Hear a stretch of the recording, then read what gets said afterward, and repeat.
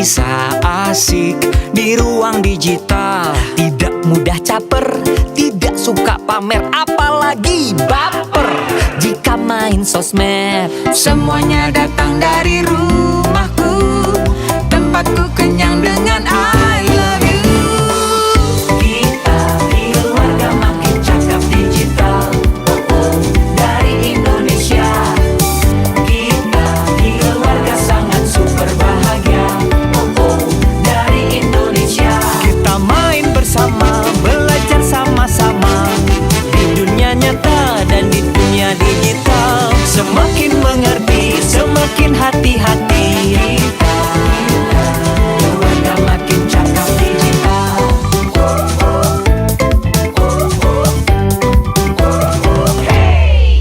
Semua memang sibuk, tapi semua mau punya waktu untuk saling membantu, bekerja sama untuk saling menjaga, berhati-hati menyaring berita. Semuanya datang dari rumahku, tempatku kenyang dengan I love you.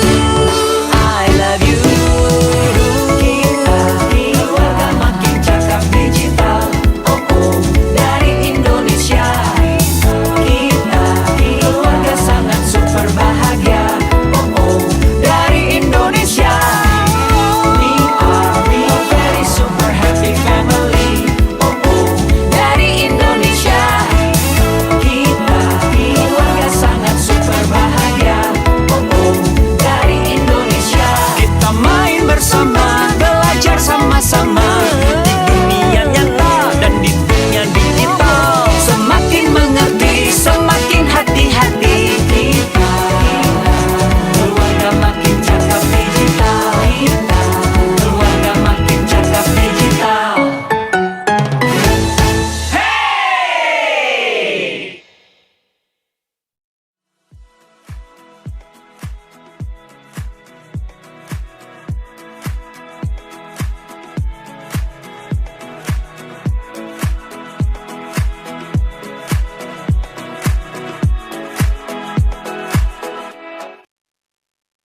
Assalamualaikum warahmatullahi wabarakatuh. Selamat pagi semuanya.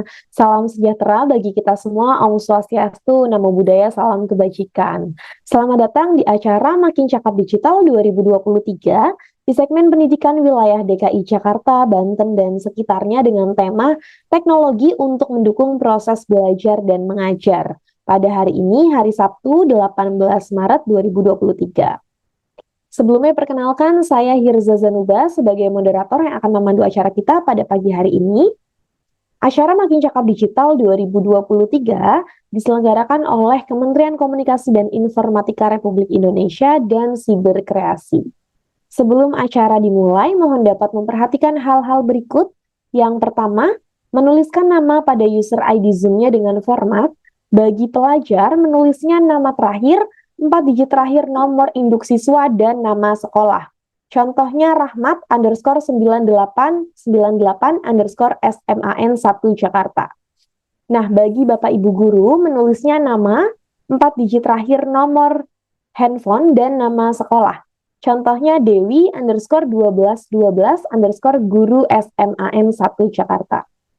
Yang kedua, mohon mengaktifkan kamera selama acara berlangsung. Yang ketiga, menuliskan pertanyaan pada kolom komentar yang tersedia, dan yang terakhir, menonaktifkan mode suara. Dalam kegiatan Makin Cakap Digital 2023, di segmen pendidikan wilayah DKI Jakarta, Banten, dan sekitarnya, kita akan membawakan topik teknologi untuk mendukung proses belajar dan mengajar. Nanti akan ada hadiah bagi 10 orang penanya yang terpilih pada saat sesi Q&A, berupa saldo dompet digital atau e-wallet. So, pastikan teman-teman di sini netizen asyik Indonesia menyimak semua penjelasan narasumber kita. Nah, sebelum acara dimulai, ada baiknya kita awali dengan berdoa supaya lancar. Berdoa sesuai dengan agama dan kepercayaan masing-masing dimulai.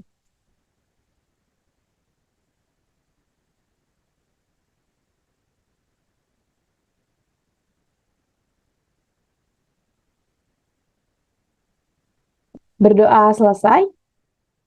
Berikutnya, mari bersama-sama kita menyanyikan lagu kebangsaan Indonesia, Indonesia Raya. Hadirin dipersilahkan dalam posisi sempurna.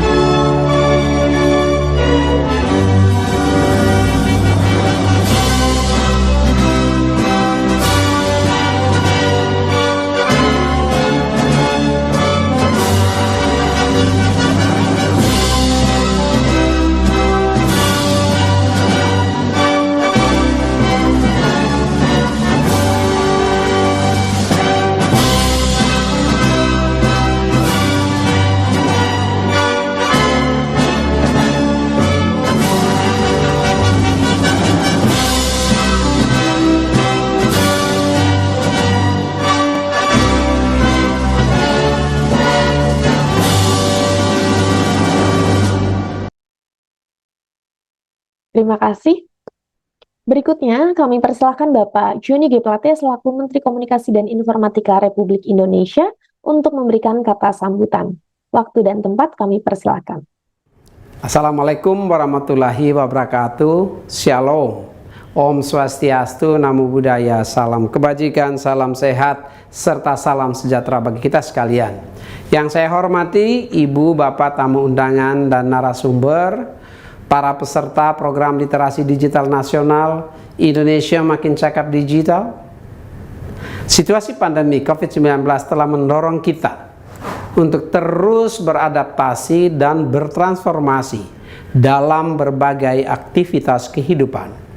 Dampak pandemi COVID-19 makin memicu disrupsi pada berbagai sektor kehidupan yang sebelumnya dipicu oleh revolusi industri 4.0.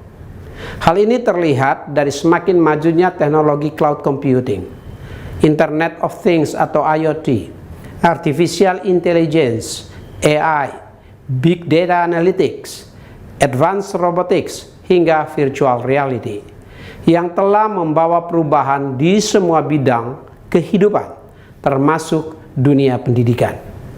Pandemi telah mendorong inovasi dan digitalisasi sektor pendidikan melalui penggunaan perangkat teknologi digital dan internet selama pembelajaran jarak jauh atau PJJ diterapkan.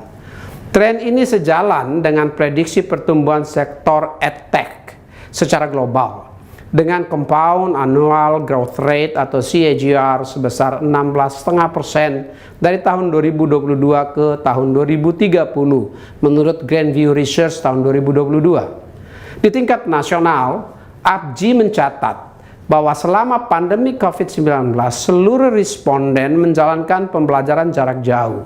Oleh karenanya, kualitas jaringan internet menjadi esensial bagi pelaksanaan PJJ.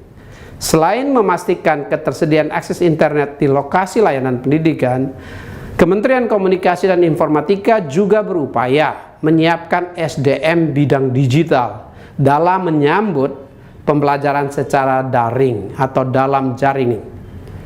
Di tingkat kemampuan digital dasar, Kementerian Komunikasi dan Informatika secara konsisten menjalankan program literasi digital nasional yang ditujukan bagi para siswa, para mahasiswa, hingga tenaga kependidikan. Kementerian Kominfo juga bekerja sama dengan kampus-kampus dalam menjalankan kuliah kerja nyata bertemakan literasi digital. Ibu, Bapak, hadirin sekalian, sejak dilaksanakan pada tahun 2017, program literasi digital nasional telah menjangkau lebih dari 12,6 juta masyarakat. Pada tahun ini, tahun 2022, setidaknya akan diberikan pelatihan literasi digital kepada 5,5 juta masyarakat. Selain itu, Kementerian Komunikasi dan Informatika juga akan berfokus memberikan literasi digital pada kelompok pendidikan yang dimulai dari siswa kelas 5 sekolah dasar, siswa SMP, siswa SMA dan madrasah, mahasiswa, juga guru dan tenaga kependidikan. Para peserta akan diberikan pelatihan literasi digital berdasarkan pada 4 pilar, yaitu digital skills, digital culture, digital ethics, dan digital safety. Ibu, Bapak, hadirin sekalian, program literasi digital nasional ini akan terus dilaksanakan untuk dapat menjangkau seluruh masyarakat Indonesia hingga ke berbagai pelosok negeri tanpa kecuali. Hal ini perlu dilakukan karena kita tidak boleh meninggalkan seorang pun untuk merasakan manfaat dari agenda transformasi digital nasional. Mari bersama-sama berpartisipasi aktif dalam berbagai kegiatan literasi digital menuju Indonesia terkoneksi, makin digital, makin maju.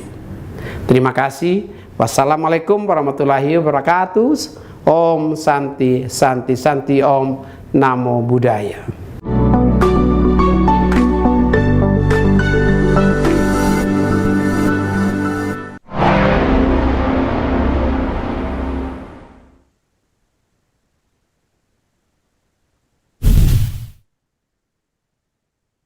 Terima kasih Bapak Joni G. Plate yang telah memberikan kata sambutannya.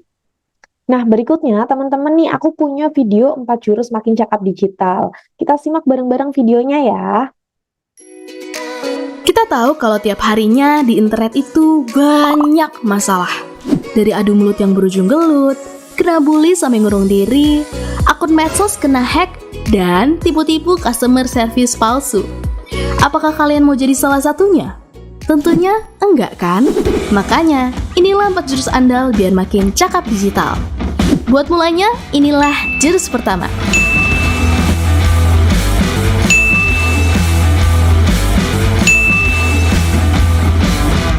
Kita mesti jaga etika biar netizen Indonesia nggak lagi dikenal paling nggak sopan se-Asia Tenggara. Bayangin etika di dunia maya itu sama pentingnya kayak dunia nyata. Lalu biar internet makin tentram, tanpa perpecahan, inilah jurus kedua.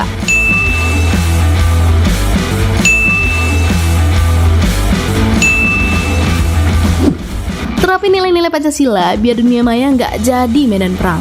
Saat dasar budaya kuat, kita jadi bisa menempatin dunia digital sampai maksimal.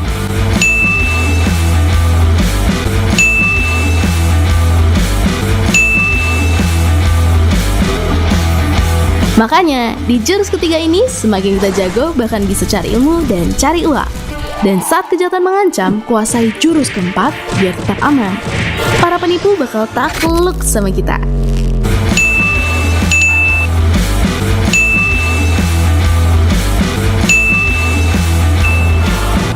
Jadi, siap untuk menguasai jurus-jurus biar cakap digital?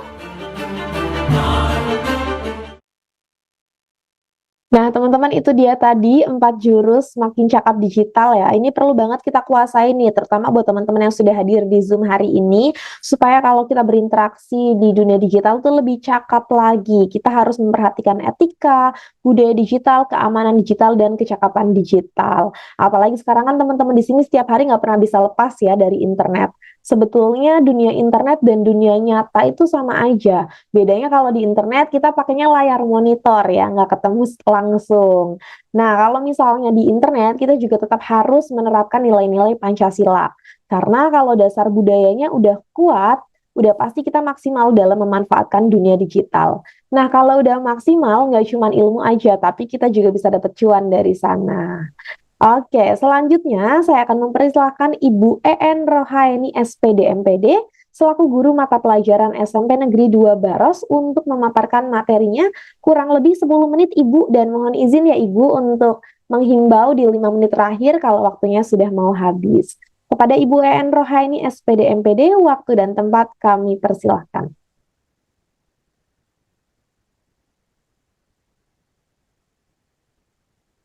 Halo, Ibu EN.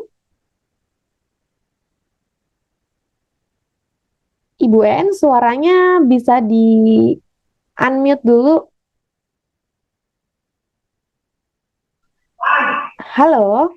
Halo, Ya, Ibu EN, boleh silakan memaparkan materinya Ibu kurang lebih 10 menit ya. Nanti slide-nya kita bantu dari studio. Silakan Ibu. Baik Kakak admin, boleh ditampilkan.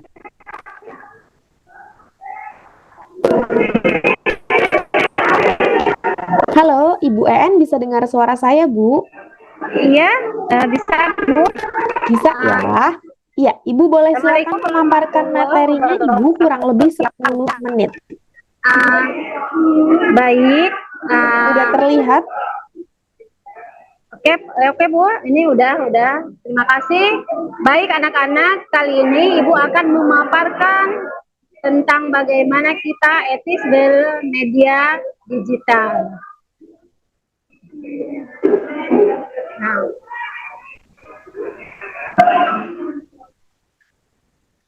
Nah, kenapa harus etis bermedia, memakai digital?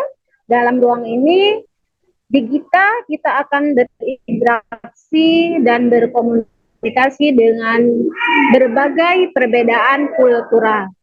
Yang kedua, interaksi antar budaya dapat menciptakan standar baru tentang etika. Yang ketiga, dengan media digital setiap warganet berpartisipasi dalam berbagai hubungan dengan banyak orang, melintasi geografi dan budaya. Selanjutnya, mereka dengan berbagai cara membangun hubungan lebih jauh dan berkolaborasi dengan orang lain. Nah, selanjutnya, maka segala aktivitas digital di ruang digital dan menggunakan media digital memerlukan etika.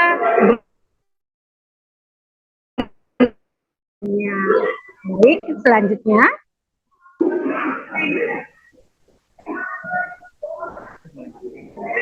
Ya. Nah, selanjutnya ruang lingkup etika. Nah, kesadaran melakukan sesuatu dengan sadar atau memiliki tujuan. Jadi, ketika kita melakukan sesuatu, ya, kita harus dengan sadar bahwa apa yang kita sampaikan, apa yang kita lakukan itu adalah benar. Selanjutnya, integritas. Nah, integritas itu adalah kejujuran, menghindari bagasi, manipulasi, dan sebagainya. Nah, selanjutnya yaitu tanggung jawab.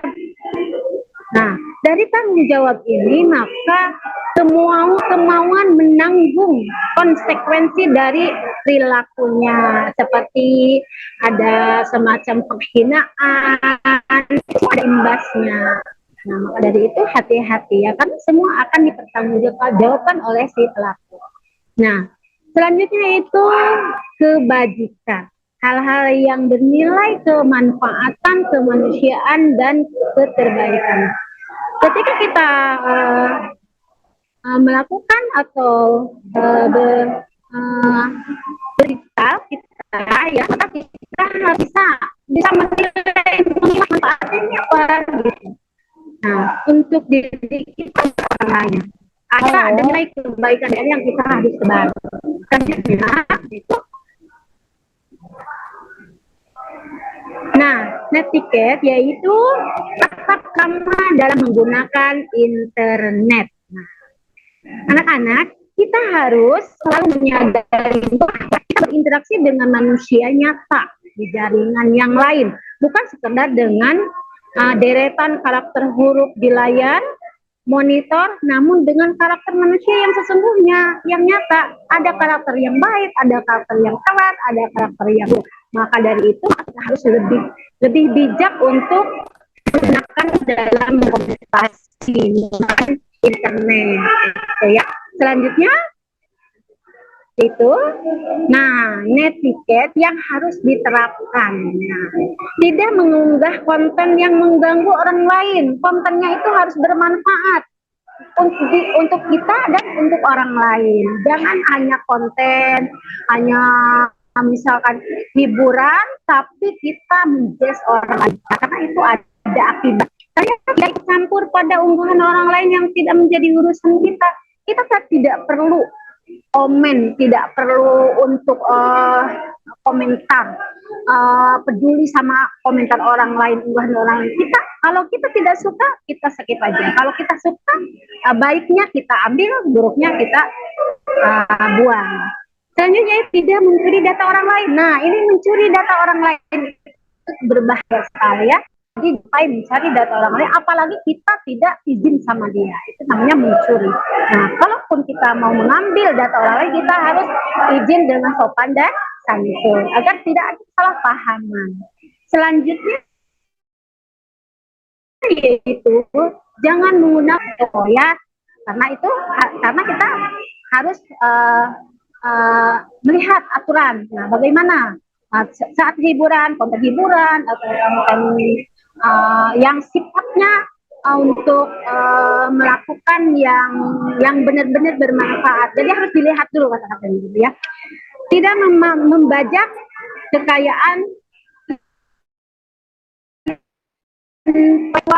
intelektual lain. Nah, itu ya, menghormati dan menghargai perbedaan pendapat yang ada di media sosial. Nah, kita boleh berpendapat, tapi tidak boleh untuk menjatuhkan. Kita boleh berpendapat, beropini, tapi kita harus bisa menghargai pendapat mereka agar tidak aman ya, apalagi di media sosial. Jadi bijaklah untuk memberikan pendapat seperti ini agar kita menghormati apalagi orang lain ya. Itu di media sosial hati-hati sekali. Selanjutnya itu menulis komentar dengan sopan dan santun. Nah, bagaimana kita harus memberikan kata-kata sopan yang santun gitu. Kita harus berbahasa yang baik, yang memberikan senang terhadap orang lain. Jangan memberikan komentar yang pedas, apalagi itu karena imbas kepada kita gitu ya. Selanjutnya yaitu menulis komentar dengan hindari konten-konten sampah atau nah, konten sampah itu yang tidak bermanfaat. Jadi jangan pernah di expose, jangan sampai pokoknya harus dihindari, jangan sampai di upload, karena itu bahaya untuk bukan hanya untuk orang lain tapi untuk kita, dan kita harus bisa mempertanggungjawabkan itu. Nah, selanjutnya itu jangan mudah tergiring opini dengan pendapat atau ujaran orang lain. Nah, dalam hal ini opini itu harus ada dalam diri kita, opini itu. Jadi jangan sampai opini tersebut itu karena apa? Karena tergiring dari orang lain. Udah ini seperti ini aja, jadi kita ikuti. Tapi kalau kita mempunyai pendapat sendiri yang baik, maka itu yang benar. Nah, selanjutnya itu tidak melakukan perlindungan atau bully secara online. Nah, banyak sekali zaman sekarang itu banyak anak-anak yang dia membuli ya, merundung temannya sendiri ya, dan itu ada aturan dan ada sanksinya ya. Itu kita maka harus benar-benar ketika melakukan sesuatu kita pikiran dulu agar tidak berakibat buruk untuk kita. Maka dari itu selanjutnya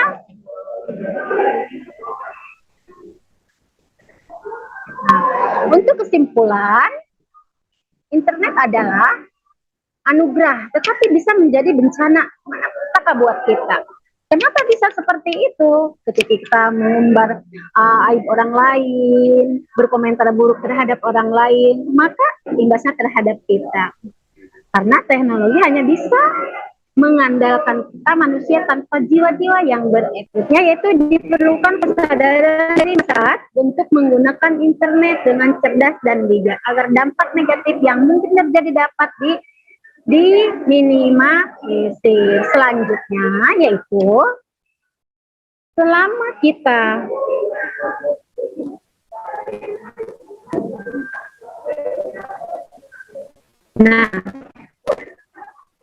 mungkin itu saja dari Ibu, yaitu ya etis bermedia digital. Terima kasih. Assalamualaikum warahmatullahi wabarakatuh. Waalaikumsalam warahmatullahi wabarakatuh. Terima kasih Ibu EN Rohaini atas speech-nya tadi. Nah, berikutnya pada kesempatan ini Makin Cakap Digital 2023 di segmen pendidikan wilayah DKI Jakarta, Banten, dan sekitarnya, kita akan membawakan topik teknologi untuk mendukung proses belajar dan mengajar. Untuk mengasah digital skills-nya netizen asyik nih, tentang pentingnya kecakapan digital terutama dalam dunia yang semuanya serba digital seperti sekarang ini.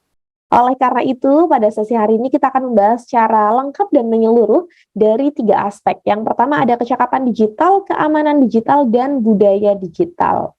Selama kurang lebih 2 jam ke depan, kegiatan Makin Cakap Digital 2023 di segmen pendidikan wilayah DKI Jakarta, Banten, dan sekitarnya, kita akan menghadirkan pembicara yang merupakan ahli di bidangnya masing-masing. Pembicara akan berbagi ilmu dan juga informasi tentang literasi digital. Oke, kalau gitu saya akan perkenalkan pembicara kita satu persatu.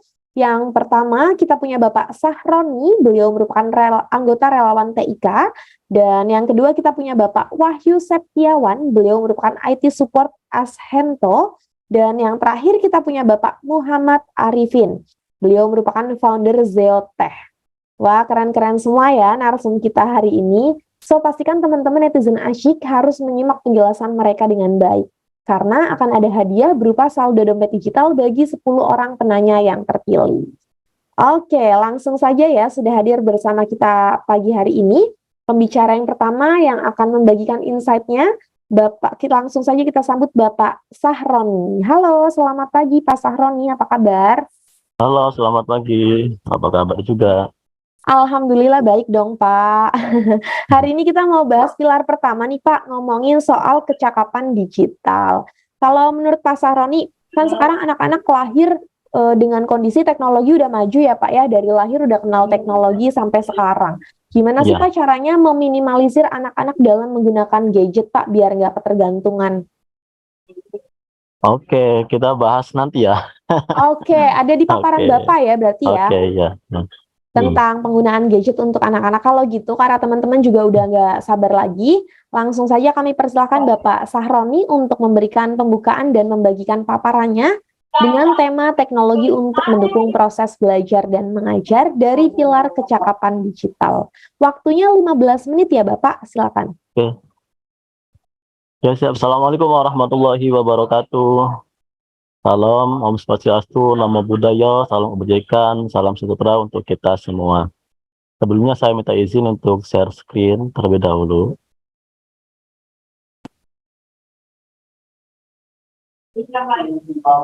Oke. Yang terhormat Ibu EN Rahini SPD MPD SMAN 2 Baros. Pada kesempatan kali ini, perkenalkan nama saya Sahroni. Tema yang akan saya sampaikan pada kesempatan hari ini adalah membangun konten positif di media sosial. Ini salah satu skill juga atau kecakapan media digital kita juga. Oke, sedikit kenalan. Ini nama saya Sahroni. Di sosial media nama saya Sahron Syihab. Ada Twitter, ada Facebook, ada Instagram. Saya seorang pandu digital Indonesia Bed Merah, kemudian aktif juga di relawan TK Kabupaten Cirebon. Oke, baik, langsung saja. Pada dasarnya, Indonesia itu memiliki pada tanggal 2 Februari 2022 tahun lalu, Indonesia memiliki 277,7 juta jiwa penduduk Indonesia. Kemudian, warga Indonesia yang memiliki handphone dan terkoneksi dengan internet itu memiliki 370 juta jiwa. Artinya apa? Ini menandakan bahwasanya orang Indonesia itu memiliki lebih dari satu gadget terjadi gitu kan.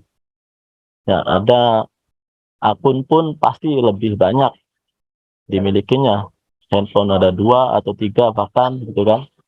Nah, kemudian pengguna internet di Indonesia itu mencapai 204 juta jiwa atau 73% dari penduduk Indonesia. Kemudian aktif sosial medianya sekitar 191 juta jiwa.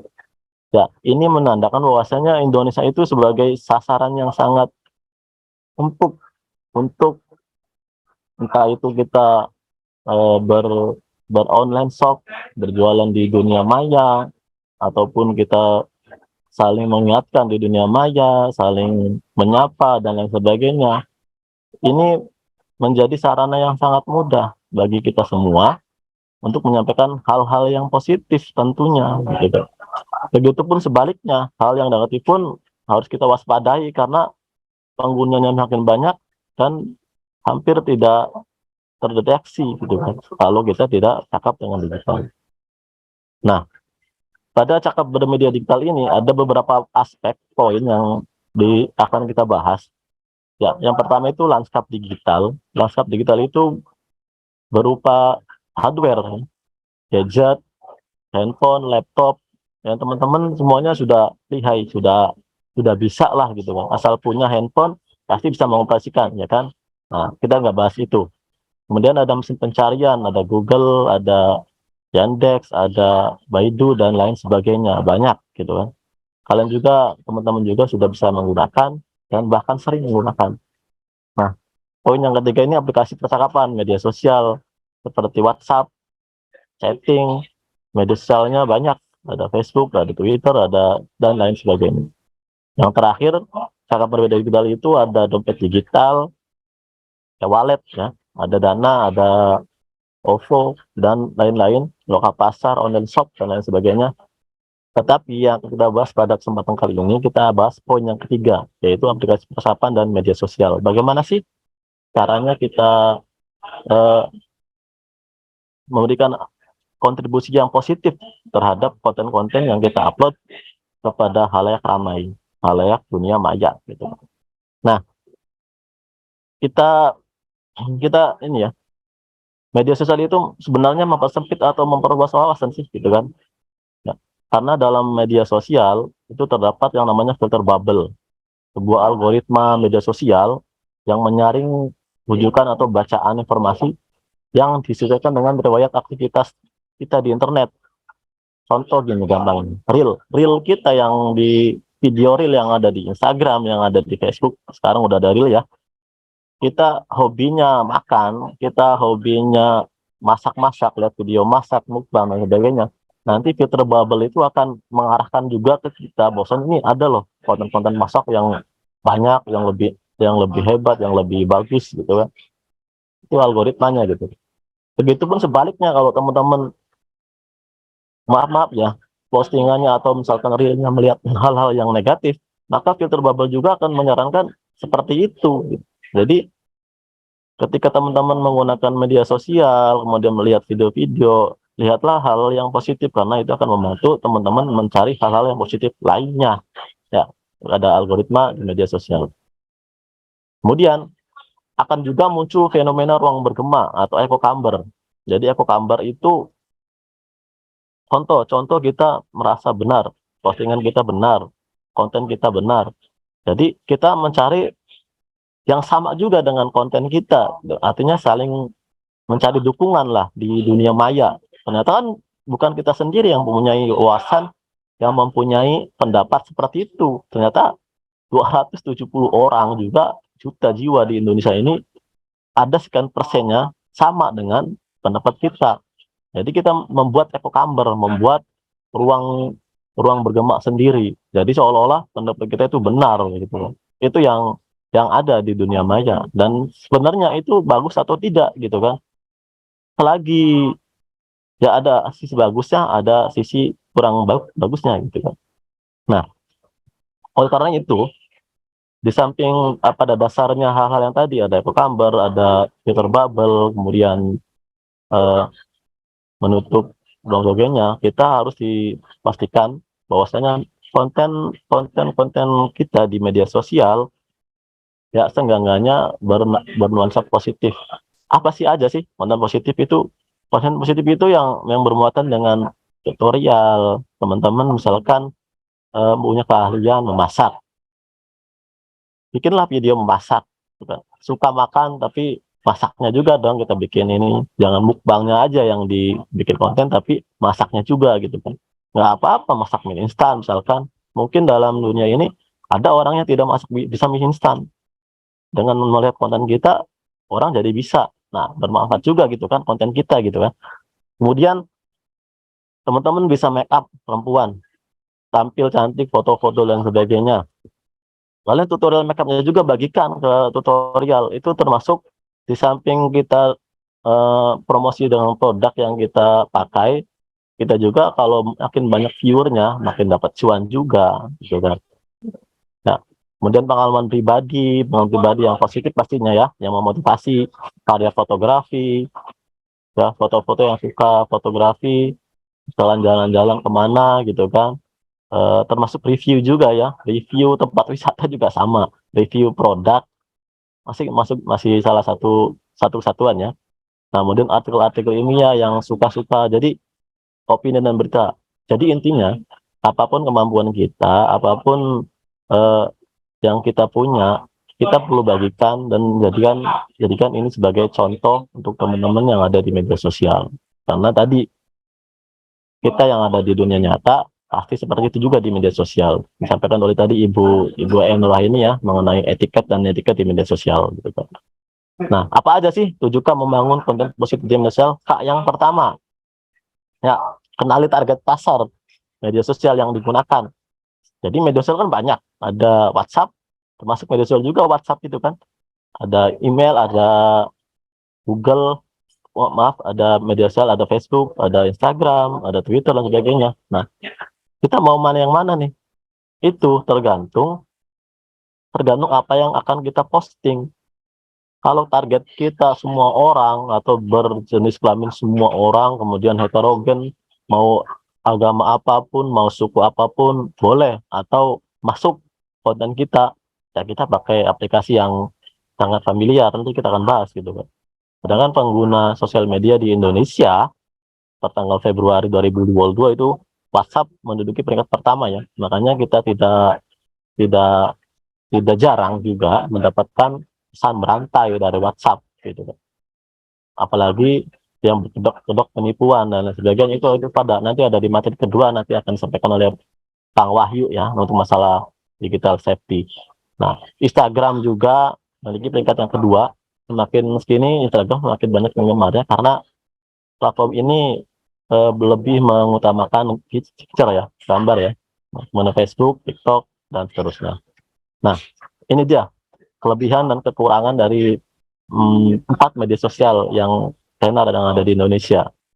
Ya, Facebook dengan jumlah pengguna menduduki peringkat pertama di Indonesia karena Facebook itu kalangannya dari kalangan bawah, menengah, atas semua punya, gitu kan. Nah, kelebihannya itu, jadi banyak penggunanya di Indonesia. Jadi kalau teman-teman pengen menyampaikan sesuatu yang heterogen, kemudian semua kalangan bisa juga menerima ya di Facebook. Ya, karena kekurangannya karena terlalu heterogen sehingga informasi yang bermuncul terlalu beragam. Instagram memiliki fitur yang menarik meningkatkan kualitas gambar maupun video yang diunggah karena di Instagram foto dan video kita nggak dikompres ya, nggak dikonvert ya. Kalau ukurannya 1 MB ya 1 MB upload ke ini. Beda dengan Facebook, beda dengan Twitter, beda dengan WhatsApp. Kalau di Instagram ukuran real yang kita punya, gitu kan. Ini unggahan terbatas hanya gambar dan video, berkurang ya, teks dan lainnya berkurang gitu kan. Twitter mendistribusikan informasi dengan cepat dan ringkas karena Twitter biasanya jadi acuan trending gitu kan. Karakter hurufnya juga dibatasi. Nah, yang paling lagi ramai juga YouTube nih, gitu kan. Banyak orang berlomba-lomba membuat konten YouTube di mata-mata untuk mendapatkan viewer banyak, kemudian cuan juga ujung-ujungnya, hingga melupakan hal-hal etiket dan netiket tadi gitu kan. Akhirnya ada konten-konten yang nalar kita nggak masuk gitu. Ada yang mandi pakai lumpur dan lain sebagainya, rekam di bawah kolong jembatan kereta api, itu kan sangat berbahaya gitu. Hanya semata-mata demi konten, kita juga harus ini ya. Nah, kemudian tidak terbatas ya video yang kita upload, durasinya juga panjang, boleh di sini di YouTube. Kemudian yang kekurangannya konten video yang terlalu beragam serta pop-up terlalu banyak iklan gitu kan, karena memang platform ini iklan tujuannya salah satunya gitu. Nah, yang kedua, konten yang kuat. Gimana sih konten yang kuat itu? Nah, konten yang kuat adalah konten yang dengan sesuai kebutuhan target atau relevan. What you want to say, apa yang kamu ingin katakan, maka orang juga akan menarik gitu kan, akan tertarik dengan perkataan kita gitu. Jadi kita mau ngomong apa nih, misalkan kalau di Facebook ya berarti bahasanya jangan terlalu tinggi karena pengguna Facebook heterogen, kemudian banyak di kalangan bawah juga gitu kan ya. Jadi kalau mau jualan di Facebook jangan yang mahal-mahal, jangan yang branded gitu kan, karena orang yang jualan di marketplace Facebook juga penggunanya ya tahu sendiri gitu kan. Artinya apa? Ya, kita menyesuaikan kalau mau jualan di mana gitu kan. Jadi barang kita nih masukkan di kalangan menengah ke bawah atau menengah ke atas, kita harus cari tahu dulu gitu. Salah satu fitur yang ada di Facebook kan marketplace gitu. Kemudian target konten yang kuat itu yang kedua adalah sisi humor dalam penyampaian pesan. Artinya kalau kita ingin menyampaikan hal yang serius, kalimat bijak, quotes dan lain sebagainya, sisipilah humor sedikit atau gambarnya humor kayak meme gitu kan, meme. Kemudian termasuk juga jadi gambarnya apa, isi kalimatnya apa, jadi gambarnya seperti bercanda tapi isinya mengena, itu kan bisa gitu kan. Nah, kemudian kalau konten yang kuat itu adalah membuat foto ya, atau juga bisa dikatakan dengan konten visual. Kenapa? Karena sekali kita melihat gambar itu akan tahu artinya dibanding kita membaca dulu. Karena apa? Kotak manusia memproses gambar itu 60.000 lebih cepat daripada tulisan. Benar kan ya? Apalagi logo yang sudah familiar dengan kita, logo Garuda, lambang Indonesia, itu kan familiar banget gitu kan. Artinya nggak usah membaca, tetapi kalau ditulis, misalkan Diskominfo, kita harus baca dulu, ada proses dulu. Nah, itu bedanya. Ya. Kemudian yang ketiga adalah kreatif dalam bercerita. Ya. Jadi kreatif dalam bercerita ini yang lagi booming sekarang ini, konten masak yang dibikin ribet itu terlalu kreatif ya. Kayak kontennya DBM itu masak yang dibikin ribet, tetapi akhirnya banyak yang nonton karena karena terlalu gedeknya atau saking ribetnya, akhirnya orang-orang banyak yang komentar, banyak yang ikut memosting ulang, kemudian mengomentari dengan nada yang gregetan gitu kan. Itu kreatif namanya, boleh juga kan, selagi tidak menyalahi norma-norma asusila dan sara juga gitu kan ya, oke aja gitu ya. Kemudian kayak yang keempat adalah engagement, ada komunikasi dua arah. Tadi ketika ada komentar kita reply juga gitu kan, buat postingan yang memancing ya, tadi konten-konten menarik gitu kan ya. Nah, salah satu postingan yang memancing kemudian jadikan konten itu ya ini Bang Jenda Lover gitu. Respon komentar yang masuk juga bisa kita jadikan sebagai bahan konten yang menarik. Sekarang kan konten kreator itu mencari konten temanya dari teman-teman yang ada di komentar gitu kan. Apalagi sok saya mau bikin konten. Gitu. Nah, yang kelima adalah konsisten dan continue. Selalu konsisten dan continue. Karena jam-jam orang membuka sosial media kapan, gitu kan? Ya, nggak bisa kita upload di pagi hari karena belum tentu juga banyak orang yang lihat, karena di pagi hari orang-orang lagi sibuknya. Ya, jadi tahu mana-mana orang yang kita pas buka media sosial kapan, sore atau kapan. Kemudian kolaborasi, ya kolaborasi ini saling mendukung lah, saling share hal-hal yang positif, termasuk salah satunya kolaborasi. Nah, dan yang terakhir, yuk mulai dari sekarang, kapan lagi, gitu kan? Karena kalau bukan kita, siapa lagi? Kalau bukan konten kita yang buat positif, maka konten-konten negatif akan yang merajai. Dan yang terakhir, ya kesimpulannya adalah lawan-lawan konten-konten negatif dengan konten-konten positif, dan sebutkan cinta di dunia media sosial, bukan kebencian. Ya, terima kasih. Itu saja yang dapat saya sampaikan. Saya akhiri. Assalamualaikum warahmatullahi wabarakatuh. Salam sejahtera untuk kita semua. Waalaikumsalam warahmatullahi wabarakatuh. Terima kasih Bapak Sahroni atas paparannya tadi, sangat menarik ya. Ini menjelaskan banget kalau kita sebagai anak muda bisa memanfaatkan teknologi ya Pak ya. Tadi Ya. salah satunya jadi konten creator. Bapak nonton DBM juga, sama dong kayak saya.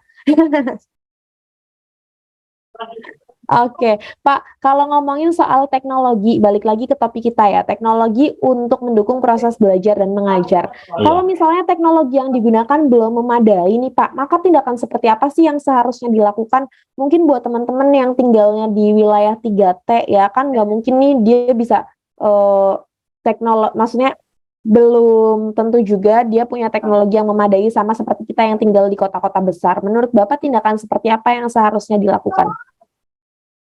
Ya, zaman sekarang banyak cara ya, banyak cara untuk kita mendapatkan informasi, apalagi internet juga sudah pelosok, sudah ada gitu kan, handphone juga mungkin teman-teman juga sudah punya.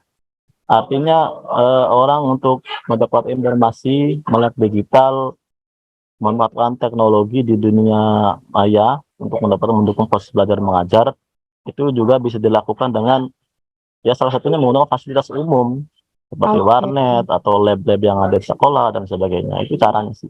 Oke, jadi memanfaatkan fasilitas-fasilitas yang ada ya Pak ya, yang mungkin nanti pemerintah juga menyediakan.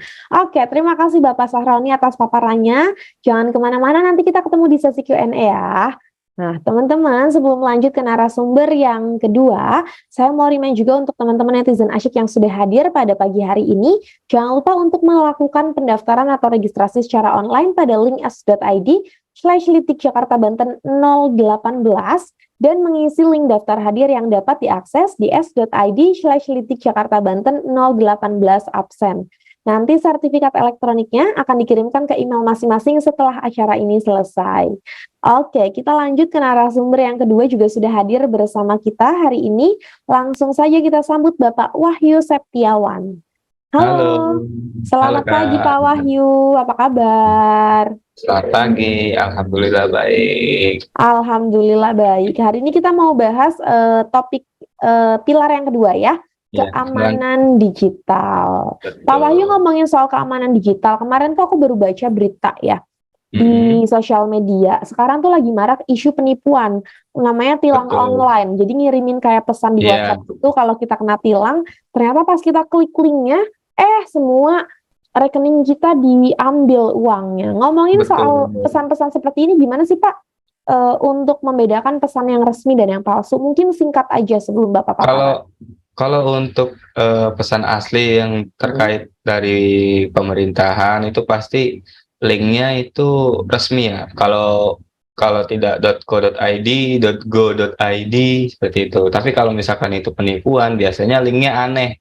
Dan link-link tersebut biasanya link gratisan seperti itu. Oh, oke. Kalau dulu mungkin kalau aku pernah dapat pesan dari Kemenkes resmi itu dia ada verified-nya ya kalau di WhatsApp ya. Betul, untuk WhatsApp-nya juga verified centang hijau. Oke, mungkin itu salah satu tips yang bisa kita supaya lebih lebih aware lagi ya tentang penipuan sekarang. Nah, Pak Wahyu, kalau karena teman-teman di sini juga udah nggak sabar mau dengerin topiknya dari keamanan digital, langsung saja ya kita persilakan Pak Wahyu untuk membagikan paparannya mengenai topik teknologi untuk mendukung proses belajar dan mengajar dari pilar keamanan digital. Waktunya 15 menit, silakan Bapak. Siap, terima kasih Kak atas waktunya. Izin share screen ya. Sudah keluar ya? Oke, pertama izinkan saya untuk sedikit sharing mengenai aman bermedia digital, kenali dan pahami sebelum berselancar sepenuhnya di dunia digital. Oke, izinkan saya untuk memperkenalkan diri. Nama saya Wahyu Septiawan. Saya bekerja sebagai IT Support Asento. Ada juga media sosial saya, Instagram Wahyu_Septiawan26 dan Facebook Wahyu Septiawan. Bagi teman-teman yang ingin lebih tahu tentang saya dan ingin berkonsultasi atau sharing mengenai makin cakap digital, boleh inbox ataupun add terlebih dahulu Facebook dan Instagramnya. Antar perkembangan teknologi informasi di dunia terus berkembang secara masif. Pengguna internet di Indonesia sendiri pada tahun 2022 ini mencapai 202 juta pengguna. Sumbernya dari Hotsuite tahun 2022. Kemudian perubahan gaya hidup menjadi serba digital, menawarkan kemudahan dan kepraktisan dalam melakukan berbagai aktivitas. Ya, tanpa kita pungkiri, tanpa kita tidak bisa hindari, dengan adanya teknologi ini mempermudah segala hal yang ada di dunia ini. Contoh kecilnya, segala transaksi jual beli yang tadinya konvensional, yang kita misalkan mau beli sayuran harus ke pasar, mau beli baju harus ke toko baju. Sekarang tidak perlu, kita hanya perlu membuka gadget kita untuk membeli baju, ya kita buka marketplace andalan kita, ada Shopee, ada Tokopedia, ataupun apapun lah yang menjadi kepercayaan kita dalam pemilihan marketplace.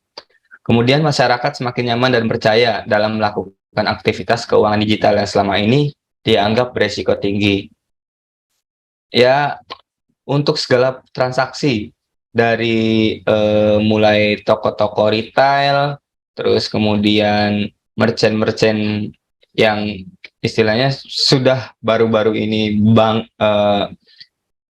baru dibangun, itu pembayarannya sudah menggunakan rata-rata sudah menggunakan QRIS.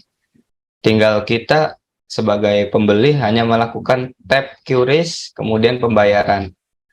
Nah, itu sudah semakin banyak dan masyarakat sudah semakin nyaman ketimbang harus membayar langsung menggunakan uang fisiknya. Tapi di sisi lain, tingginya aktivitas digital membuka potensi buruk seperti penipuan dan pencurian akun. Seperti yang tadi di awal ditanyakan oleh kakak moderator, eh, penipuan itu bisa dalam bentuk apapun. Bisa jadi penipuannya itu berupa phishing, scamming, dan kita harus jeli, harus bisa membedakan mana penipuan dan mana yang bukan. Salah satunya untuk membedakannya, apabila itu penipuan melalui chat WhatsApp, kita harus tahu itu nomornya nomor resmi atau bukan, dan penipuannya dalam bentuk domain yang resmi atau bukan. Yang kelima, diperlukan pemahaman masyarakat terkait keamanan digital. Di sini kita akan membahas mengenai keamanan digital, sehingga diharapkan teman-teman semua, baik siswa maupun Bapak Ibu guru sekalian, bisa memahami terkait keamanan digital. Keamanan digital sendiri sebuah proses untuk memastikan pengguna layanan digital, baik secara daring maupun luring, yang dapat dilakukan secara aman. Dan tidak hanya itu, untuk mengamankan data yang kita miliki, melainkan juga melindungi data pribadi yang sifatnya sangat rahasia. Selanjutnya ada kompetensi keamanan digital. Yang pertama, mengamankan perangkat digital, kemudian mengamankan identitas digital, mewaspadai penipuan digital, memahami rekam jejak digital, serta memahami keamanan digital bagi anak. Dan di sini dalam sesi ini kita akan fokus ke poin memahami rekam jejak digital. Yang pertama, jejak digital atau digital footprint. Apa sih digital footprint atau jejak digital? Jejak digital ialah informasi online tentang seorang, baik yang diposting oleh orang tersebut maupun diposting oleh orang lain. Nah, di sebelah kiri ada contohnya. Yang pertama, ada postingan media sosial, baik status maupun foto, video yang diupload ke media sosial, Facebook, Instagram. Kemudian ada pencarian di Google atau search engine, ada riwayat tontonan YouTube, kemudian pembelian di marketplace, jalur ojek online, aplikasi yang diunduh, sistem web yang dikunjungi, musik-musik yang sering kita puter, kemudian game online yang kita mainkan, dan data pribadi yang kita publish. Nah, itu merupakan contoh dari jejak digital. Dan jejak digital ini sifatnya sesuatu yang tidak mudah dihilangkan dan dapat digunakan oleh pihak yang tidak bertanggung jawab. Jadi kita sebagai pemilik data pribadi atau jejak digital ini, kita harus hati-hati, kita harus pinter-pinter, harus sharing terlebih dahulu apa yang memang wajib dimasukkan ke dunia digital ini dan apa yang tidak wajib. Karena apabila kita asal memasukkan data digital, terutama data pribadi yang sifatnya sangat riskan seperti KTP, kartu keluarga, identitas pribadi, itu apabila data kita dibobol atau dimiliki oleh pihak yang tidak bertanggung jawab, maka mungkin bisa jadi akan digunakan oleh orang yang tidak bertanggung jawab ini untuk melakukan hal-hal yang tidak diinginkan oleh kita. Nah, ini contohnya. Di sini ada saya menemukan postingan orang di Facebook. Awalnya dia memposting kartu tanda anggota pramuka. Kemudian oleh temannya ini dikomentari dengan temannya tersebut memberitahu bahwasannya dia sudah memiliki KTP dengan cara membayar 75.000 sehari langsung jadi. Nah, seharusnya kan untuk pembuatan KTP itu tidak berbayar ya. Tetapi ya mungkin kasus di Indonesia ini sering kehabisan belangko, itu kan. Dan dengan dia membayar 75.000 bisa dibantu oleh pihak mungkin ke pihak desa atau seperti apa, dengan prosesnya menjadi cepat dengan membayar 75.000 itu. Tapi dia salah. ya, dengan memposting melalui komentar di postingan orang foto KTP dia. Di situ sudah tertera jelas NIK, namanya, informasi identitas dia di situ. Dan itu adalah salah satu bentuk jejak digital yang bisa ditelusuri yang bisa ditelusuri, dan ini sangat berbahaya karena bisa digunakan oleh orang-orang yang tidak bertanggung jawab. Nah, kemudian ada Google Drive. Di sini untuk Bapak Ibu guru sekalian bisa menggunakan Google Drive untuk menunjang segala kebutuhan dalam belajar mengajar. Nah, di sini saya ambil contoh Google Drive karena mungkin Bapak Ibu guru sekalian untuk menyimpan sebuah materi pelajaran itu kemungkinan banyak masih menyimpan di flash disk ataupun di laptop. Tetapi Bapak Ibu sekalian bisa menyimpannya di penyimpanan online yang dibuat oleh Google, yaitu Google Drive.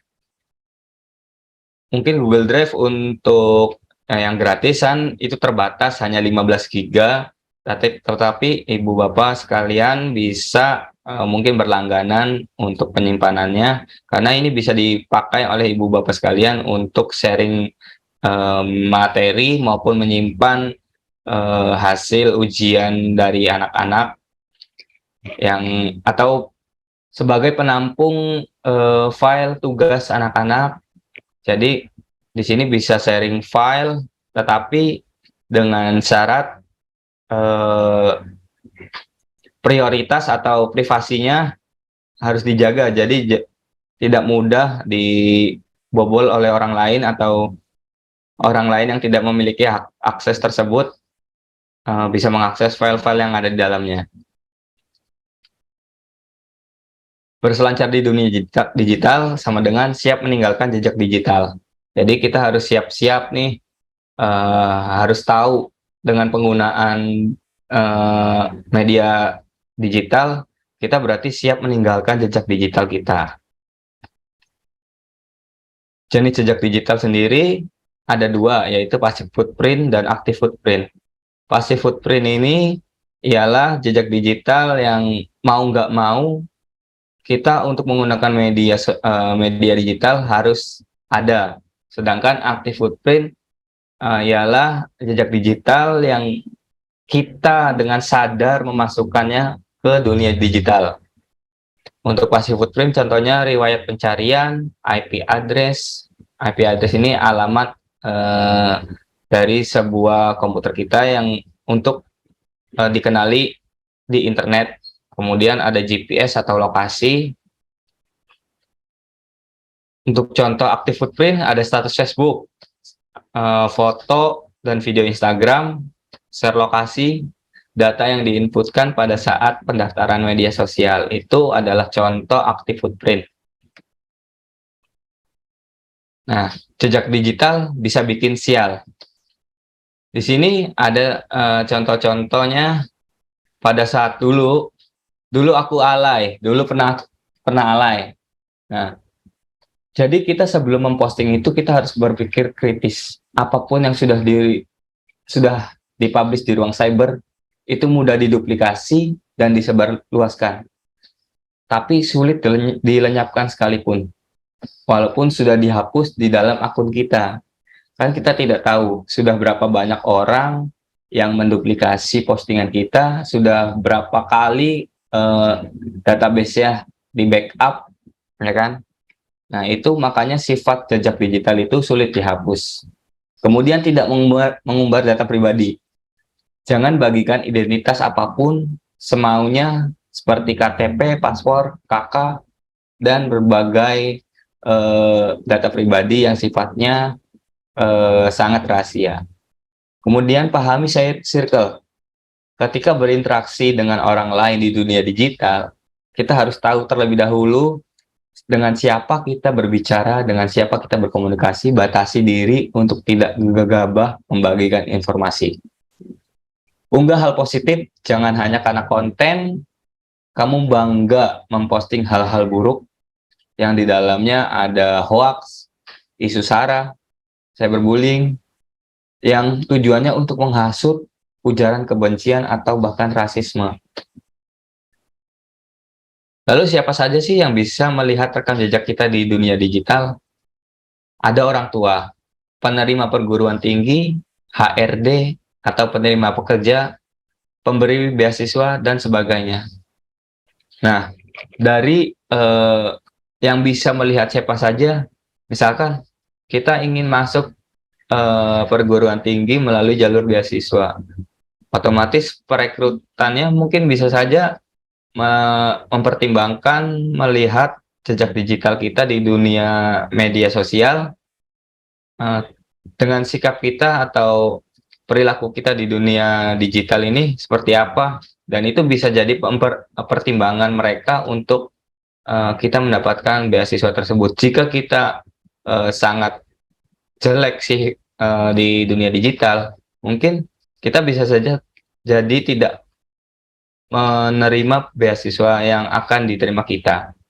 Begitupun HR-nya atau penerima pekerja, mereka bisa mempertimbangkan dari perilaku kita di dunia digital atau di media sosial. Jadi maka dari itu, untuk teman-teman sekalian, untuk membuat postingan di dunia digital atau media sosial harus pintar-pintar menyaring terlebih dahulu, sehingga tidak merugikan di lain waktu. Kemudian hal-hal baiknya kita lakukan untuk menjaga rekam jejak digital kita. Yang pertama, mengatur privasi akun media sosial, kemudian mengunggah hal yang positif di media sosial, jangan umbar informasi-informasi bohong, informasi-informasi yang mengandung unsur sara yang di lain waktu akan mengakibatkan kegaduhan. Kemudian jangan asal klik website yang tidak jelas. Saring informasi yang akan disebar, atau biasanya kami sering mengenalnya dengan kalimat saring sebelum sharing. Kemudian tidak menyebarkan informasi yang sensitif seperti identitas diri, data perusahaan, dan lain sebagainya. Gunakan kata sandi yang kuat. Gunakan kombinasi huruf kapital, angka, dan simbol, serta kalau bisa rutin mengganti kata sandi. Kemudian pikir ulang sebelum posting. Kesimpulannya, tidak ada yang aman 100% di dunia digital. Yang bisa kita lakukan adalah mengurangi resikonya sekecil mungkin. Keamanan sendiri berbanding balik dengan kemudahan. Memang sih sedikit ribet, tapi waspada akan membuat kita lebih aman di dunia digital. Dan dalam dunia digital, data is your DNA. Teman-teman bisa akses modul aman bermedia digital dan mengunduhnya di website literasidigital.id, dan juga jangan lupa follow IG @siberkreasi. Terima kasih atas waktunya. Kurang lebihnya saya mohon maaf. Assalamualaikum warahmatullahi wabarakatuh. Waalaikumsalam warahmatullahi wabarakatuh. Terima kasih Pak Wahyu atas paparan materinya tadi dari pilar keamanan digital. Ngomongin soal data-data nih Pak, kan mungkin kita semua atau teman-teman di sini juga pengguna media sosial. Sebenarnya data-data apa aja sih Pak yang aman kita input kalau kita sign up aplikasi atau media sosial? Yang jelas untuk selain bukan perbankan, itu kayak media sosial kan kayak Facebook, Instagram butuh nama, kemudian tanggal lahir ya kan, dan email. Itu it's okay aja. Nah, sedangkan kalau untuk masuk ke perbankan, kalau misalkan itu perbankan yang sudah terpercaya, itu ya balik lagi. Kita sudah percaya atau belum, tapi yang jelas apabila data tersebut diinputkan, maka kita harus siap mengambil resiko. Tetapi sekelas Facebook maupun Instagram, atau bahkan sekelas bank-bank nasional, pasti dengan bijak menggunakan data-data kita. Tetapi apabila aplikasinya belum jelas nih, aplikasi apa, dan aplikasinya itu baru, kita harus hati-hati. Kita harus pelajari terlebih dahulu itu aplikasi apa. Jangan asal input data kita. Jadi balik lagi ke ini ya lembaga atau aplikasinya juga ya. Kalau misalkan Betul. perbankan di banknya langsung terus kita ditanya nama ibu kandung ya, ya udah nggak apa-apa Iya, karena kan betul. sudah jelas gitu. Kalau main media sosial mungkin harus lebih hati-hati. Pak Wahyu, terima kasih atas paparan materinya, sangat menarik dan bermanfaat buat teman-teman netizen asyik yang sudah hadir di sini. Jangan kemana-mana, nanti kita akan ketemu di sesi Q&A. Teman-teman, itu dia tadi paparan dari pilar keamanan digital. Sebelum lanjut ke narasumber yang terakhir, saya mau remind lagi untuk netizen asyik Indonesia, jangan lupa untuk mengisi daftar hadir. Caranya gampang, pastikan teman-teman sudah melakukan pendaftaran atau registrasi secara online pada link s.id/litik Jakarta Banten 018 dan mengisi link daftar hadir yang dapat diakses di s.id/litik Jakarta Banten 018 absen. Nanti sertifikat elektroniknya akan dikirimkan ke email masing-masing setelah acara ini selesai. Oke, langsung saja ya kita masuk ke narasumber yang ketiga. Sudah hadir juga bersama kita siang hari ini, kita sambut Bapak Muhammad Arifin. Halo, selamat siang Pak Arifin, apa kabar? Halo, selamat siang Kak Hirja, kabar baik. Alhamdulillah, hari ini kita mau bahas pilar budaya digital nih Pak. Ngomongin soal budaya digital mungkin singkat aja ya. Tadi kan di video 4 jurus makin cakap digital itu sempat di-mention bahwa ketika kita berinteraksi di media sosial, kita harus tetap menerapkan nilai-nilai Pancasila dan keberagaman nih. Karena kalau di internet itu kan heterogen ya, masyarakatnya tuh beragam gitu. Menurut Pak Arifin, gimana sih cara menerapkan nilai-nilai Pancasila dan keberagaman di interaksi media digital yang mungkin diakses sama kita-kita juga? Oke, ini pas banget dengan materinya nih ya. Karena sebetulnya saat kita berinteraksi itu, kita mewakili identitas banyak ya, mewakili nama daerah, mungkin mewakili jadi harus dijaga. Memang di akun kita nggak pernah mengatakan bahwa saya dari warga Bogor, saya dari warga Jawa Barat, saya dari warga Jakarta. Tapi ketika misalnya melakukan hal-hal negatif, nah orang Bogor begini kelakuannya gitu. Oh, ini orang Jawa Barat begini kelakuannya gitu. Oke, jadi harus lebih berhati-hati ya, karena kita selalu ingat bahwa kita nggak mewakili diri sendiri, tapi kadang-kadang nama daerah dan yang lain mungkin ikut kebawa juga gitu. Pak Arifin mungkin lengkapnya nanti ada di paparan Bapak ya, karena teman-teman juga sudah nggak sabar lagi nih mau dengerin Pak Arifin. Langsung saja kita persilakan Bapak Arifin untuk membagikan paparannya mengenai topik teknologi untuk mendukung proses belajar dan mengajar dari pilar budaya digital. Waktunya 15 menit ya Pak Arifin, silakan. Baik, terima kasih. Assalamualaikum warahmatullahi wabarakatuh. Salam sejahtera untuk kita semua. Salam sehat, salam bahagia ya. Semuanya peserta dan para narasumber. Pada kesempatan siang ini saya berbagi cerita ya, berbagi pengalaman, berbagi pengetahuan tentang budaya bermedia digital ya. Ini salah satu faktor pendukung pembelajaran digital bagi pelajar. Ini sangat penting sekali karena di era disrupsi ini tadi ya kita benar-benar abstrak saat ini komunikasi atau menggunakan platform apapun, penggunanya nggak cuma kita aja, bahkan melalui media digital ruang kita menjadi ruang yang sangat terbuka, bisa diketahui oleh siapapun. Adik semua, saya Muhammad Arifin, saya founder ziotech.co.id, merupakan salah satu perusahaan IT konsultan Barat. Ini teman-teman sosial media saya, kita bisa saling follow akun, nanti saya pastikan. Pak Terus Arifin, mohon maaf. Kita akan terus membantu. Halo. Ya, halo. Sepertinya suaranya tadi putus-putus. Mungkin videonya boleh dimatikan saja. Oke. Oke, silakan Bapak. Semuanya kita bicara budaya digital. Ini saya ngasih contoh satu capture ya, satu gambar merupakan bentuk sindiran, bahwasanya penolakan ya. Salah satu contoh saja ini ya. Di sini ada seolah-olah warganet menolak Valentine bukan budaya kita. Budaya kita adalah ngerasa cemburu padahal bukan siapa-siapa. Ini contoh ya, sebagai bentuk penolakan. Budaya kita adalah minjam uang tapi nggak mau bayar. Budaya kita adalah nggak belajar tapi pengen lulus, misalnya gitu ya. Itu contoh ya. Contoh perumpamaan. Berikutnya ini ada berita ya yang terjadi di Cirebon. Demi konten di medsos, belasan remaja tawuran. salah satu contoh aktivitas bermedia sosial ya, yang kemudian menggerakkan masyarakatnya untuk melakukan tindakan. Tapi negatif nih. Kemudian keseringan nonton film porno, jumlah pelajar yang hamil di luar nikah sampai 300 siswi ini di Ponorogo ya. Kemudian pembunuhan anak motif menjual organ, polisi telusuri situs jual beli organ. Lagi-lagi ini erat kaitannya dengan dunia digital, teman-teman.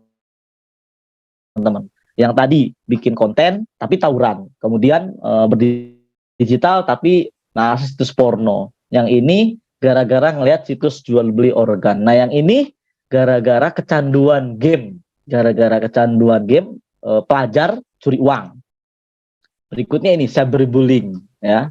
Di penjara loh. Di sini saya ingin ngasih pesan ke teman-teman bahwasanya aktivitas kita di dunia digital itu akan mempengaruhi perilaku kita sehingga jadi sebuah budaya, jadi sebuah kebiasaan. Kebiasaan yang akhirnya menjadi sesuatu yang umum ini disebut budaya. Jadi mungkin teman-teman pernah dengar kalau upacara telat, itu mah udah jadi budaya di sekolah ini misalnya. Padahal itu nggak boleh kita sematkan budaya-budaya itu ke perilaku itu, kebiasaan itu menjadi sebuah budaya, itu nggak boleh karena itu negatif gitu ya. Kalau budaya itu sesuatu yang positif. Nah, sekarang terkait kenapa budaya digital itu perlu ya? Kenapa? Itu tadi contoh kasusnya teman-teman ya. Tadi itu banyak sekali fenomena generasi muda kita bermedia sosial, bermedia digital, tidak menerapkan nilai-nilai Pancasila dan Bhinneka Tunggal Ika dalam perilakunya di dunia digital. Tidak produktif, wawasan kebangsaannya nggak digunakan. Makanya tadi sudah banyak kasusnya, sudah banyak korbannya, seolah-olah warganet kita, pelajar kita tuh rendah, nggak terdidik. Saya yakin adik-adik semua, teman-teman semua di sini nggak seperti itu ya. Nah, kenapa budaya digital itu penting? Karena di era saat ini, akulturasi budaya, akulturasi informasi, semuanya akan bercampur aduk sehingga wawasan kebangsaan jadi terkaburkan. Sekarang ini eranya kita seperti dijali informasi dan itu akan membentuk karakter kita. Misalnya kita jadi kebawa dengan budaya-budaya asing ya. Misalnya kita jadi ikutan tren negara asing ya, pakai jadi wibu gitu kan. Kemudian lebih tahu tentang budaya Korea, lebih tahu tentang budaya Jepang karena awalnya misalnya kita lebih seneng nonton drakor gitu ya. Sehingga ruang kita untuk informasi dan pengetahuan budaya kita sendiri akhirnya tersisihkan. Nah, itu pelan-pelan tanpa kita sadari ya, kita terdegradasi pengetahuan terhadap wawasannya sendiri, wawasan bangsa kita sendiri. Berikutnya menipisnya kesopanan dan kesantunan. Komunikasi di ranah digital dan di ranah dunia nyata itu dianggap sama. Misalnya kalau di dunia digital kita akrab ya, di dunia nyata kita akrab dengan guru kita. Tapi di dunia digital itu menjadi sesuatu yang berbeda. Tetap kita harus pakai sopan santun. Jadi kalau misalnya mau ngechat guru, assalamualaikum, selamat siang, Pak Guru, izin saya Wahyu, saya ingin komunikasi sama Pak Guru terkait pekerjaan rumah yang diberikan kepada kami kemarin misalnya. Nah, itu kan harusnya seperti itu. Tapi yang terjadi karena menganggap guru ini karena di ruang digital nggak tatap muka dengan guru, akhirnya kita menggampangkan. Pagi Pak, atau misalnya P gitu ya, pakai huruf P aja, atau misalnya Pak nggak pakai salam, nggak pakai pengenalan dan apapun. Nah itu terjadi banyak ya, karena menganggapnya sama. Budaya kita, media digital kita sekarang menjadi panggung budaya asing tanpa kita sadari teman-teman. Tadi generasi muda kita lebih tertarik, lebih senang dengan hal-hal yang hal-hal yang memang mengandung budaya orang luar. Meskipun masuknya tidak melulu melalui konten budaya. Bisa jadi konten entertainment, bisa jadi konten game, tapi akhirnya kita jadi kebawa, lebih mengenal, minimal itu ya, kita jadi melupakan budaya kita sendiri. Kemudian minimnya pemahaman hak-hak digital, seolah-olah dunia digital itu dunia kita sendiri, padahal ada hak, ada kewajiban. Berkurangnya toleransi dan penghargaan pada perbedaan, ini perilaku digital kita ya, yang saat ini masih sangat rendah. Menghilangnya batas-batas privasi. Jadi kayak semua dianggap orang dekat kita, semua dianggap kita ini bebas. Kita dengan gampangnya ngirim screenshot percakapan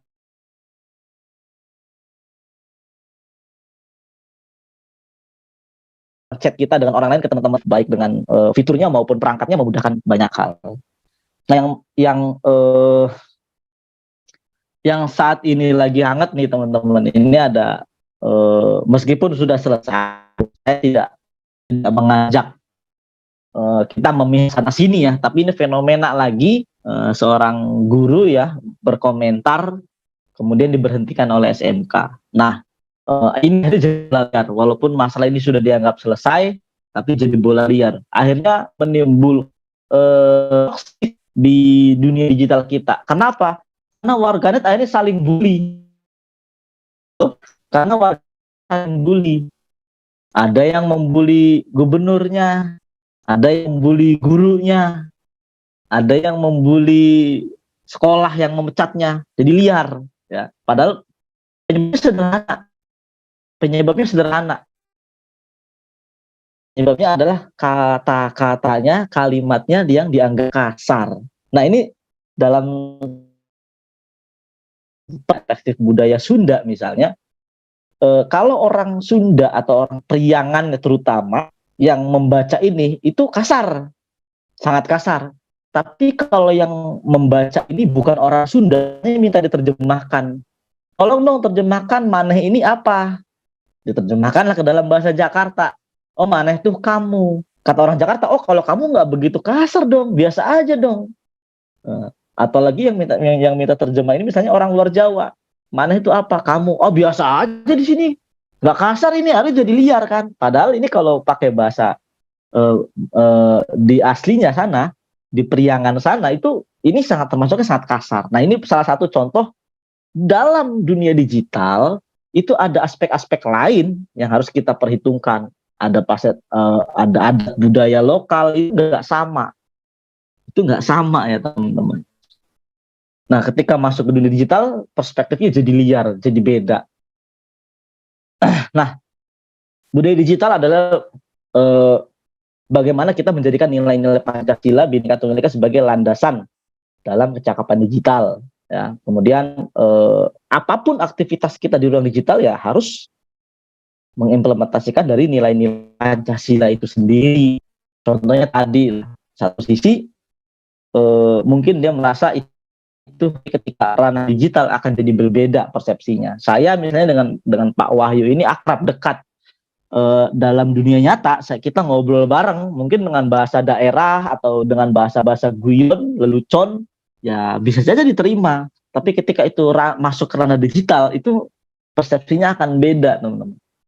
Persepsinya akan beda. Ini contoh implementasi nilai-nilai Pancasila di ranah digital ya. Yang pertama tentang Tuhan Yang Maha Esa, maka kita harus saling menghormati perbedaan, kepercayaan di ruang digital. Ini sering banget nih. Jadi misalnya di beranda kita tuh muncul aktivitas keagamaan dari agama yang berbeda dengan kita. Maka kita membuli di situ, ngapain kok begitu cara ibadahnya? Cara ibadah kita beda dong, begini lebih baik. Nah, itu contohnya. Karena tadi kalau sudah di ruang digital, teman-teman, persepsinya akan beda. Ya, jadi harus menghormati. Gak boleh komentar-komentar yang meskipun niatnya bercanda gitu ya, tapi persepsinya akan beda. Kemanusiaan yang adil dan beradab, sila kedua, memperlakukan orang lain dengan adil dan manusiawi di ruang digital. Orang lain, misalnya kita punya satu grup WhatsApp grup bersama, terus karena kita mau ngebully atau mendeskripsikan menyudutkan temennya, misalnya kita bikin grup baru di manusiawi kan, di ruang digital, karena akses informasinya dibatasi. Persatuan Indonesia, sila ketiga, mengutarakan kepentingan Indonesia di atas kepentingan pribadi atau golongan di ruang digital. Tadi saya sampaikan ya, kita dalam beraktivitas digital para bilang bahwa kita orang Indonesia, tapi ketika misalnya konten kita jelek ya, atau baik sekalipun ya, Kalau kita kontennya baik, bagus, menginspirasi banyak orang, nama negara akan ke bawah. Wah, keren banget itu tuh si Arifin tuh katanya. Bikin kontennya luar biasa. Dari mana sih dia? Dari Indonesia. Nah, itu kan berarti secara secara hal lain dia membawa bangsanya. Pun sama kalau kita jelek. Kita ngomentarin orang luar negeri misalnya dengan maki-maki satu orang, dua orang, tiga orang. Warganet itu menilai, ini siapa sih yang komentar kok menjatuhkan semua? Oh, si Arifin, si Wahyu, Sahroni gitu kan. Oh, ternyata mereka orang Indonesia semua. Wah, begini nih kelakuan orang Indonesia nih, ternyata bisa cuma maki-maki. Nah, itu kepentingan itu diantaranya itu. Jadi hati-hati dalam bersikap karena kita membawa banyak nama di belakang. Di dunia digital itu sangat berlaku, teman-teman. Nggak bisa. Bisa jadi teman-teman sekarang sekolah di SMA mana misalnya gitu ya. Sekolah mengeluarkan teman-teman hanya karena teman-teman dianggap mencoreng nama baik sekolah dalam bermedia digitalnya. Karena ada aturan internal sekolah misalnya harus menjaga nama baik dan sebagainya. Itu sangat sangat mungkin terjadi di kita saat ini. Ya. Berikutnya sila keempat, orang untuk berekspresi, jangan ada pembatasan. Berpendapat di ruang digital silakan komentar atau bikin opini tapi yang jelas dan dapat dipertanggungjawabkan dengan bahasa yang karena media digital ya mungkin kita bisa tahu kalau kita berkomentar atau bertanya atau membuat opini hanya di lingkungan sekolah, di chat grup sekolah, mungkin ruangan itu atau batasannya bisa terukur ya. Oh, ini kan hanya ruang lingkup sekolah. Tapi kalau kita bikin statement tertentu yang bisa diakses oleh banyak orang, maka kita harus pertimbangkan banyak hal. Ini bisa diakses oleh banyak orang loh. Gitu. Berikutnya ini sila kelima yang dapat kita lakukan bersama-sama. Bersama-sama membangun ruang digital yang aman dan etis bagi setiap pengguna. Tanggung jawab kita semua, teman-teman.